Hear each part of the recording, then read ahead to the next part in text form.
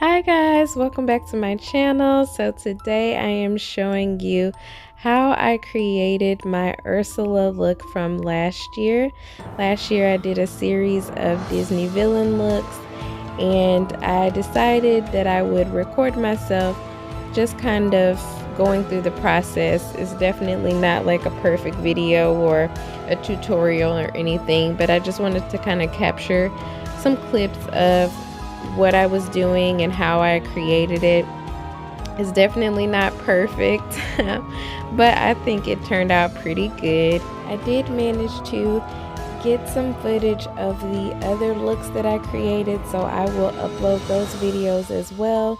But I hope that you enjoyed this tutorial or makeup look that I did, and hopefully I can come back with some Halloween videos for this year. I'm not making any promises, but I hope that you enjoy this, and I'll see you in the next video.